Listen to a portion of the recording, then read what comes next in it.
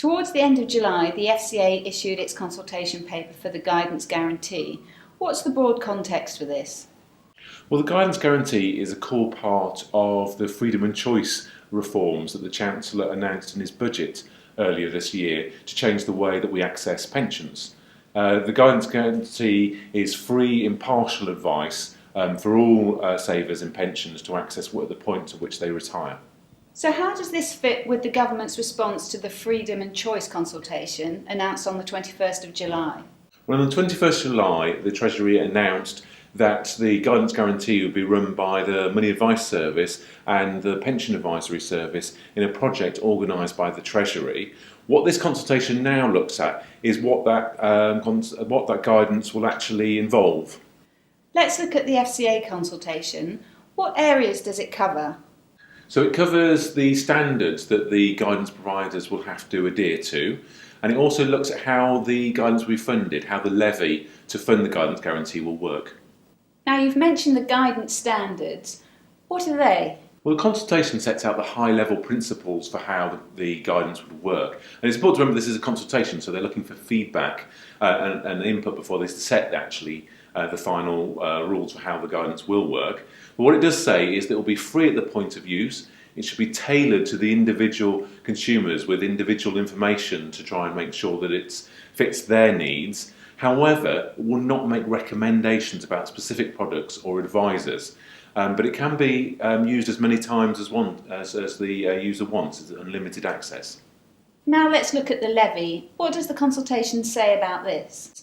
Well, when the Chancellor announced the budget reforms, he set aside £20 million to establish the guidance service. However, that obviously led to the question, how will the guidance be funded on an ongoing basis once that £20 million is used up? What this consultation does is set out a preliminary proposal for how the guidance levy will be funded. It will be by a levy on the whole financial services industry, people such as banks, building societies, advisors, brokers, fund managers, pension providers. But importantly, it doesn't cover small firms and it doesn't cover trust-based pension schemes who will not have to pay the levy to fund the Guidance Guarantee.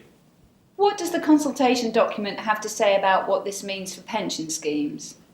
Well, the schemes are going to have to signpost their scheme members to the new guidance services. So they'll have to do this in the wake-up packs they send out before the scheme member reaches retirement, at the point of retirement, and again afterwards if they don't take their money out. So it sets out the regular points at which they'll have to alert people to the Guidance Guarantee. And in fact, in any communications the scheme sends out about the guidance, they'll have to, about retirement, they'll have to mention the Guidance Guarantee.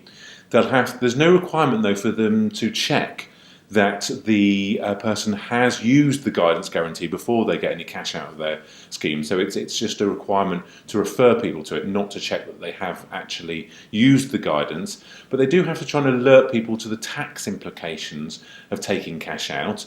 And there will also be further consultation on the elements of disclosure and communications that are covered by the DDP. So things like the annual statement that schemes send out to their members. So we've looked at the key points in the consultation. What happens next? Well, the consultation goes on until the 22nd of September. NAPF will obviously be responding on behalf of all our members. The consultation covers issues that are important to trust-based schemes, contract-based schemes, all types of NAPF members. So we're really keen for people to get in contact, tell us their views, so that we can make sure our response reflects what people are thinking and make sure that these reforms work for our members and all the scheme people saving in the schemes that we represent.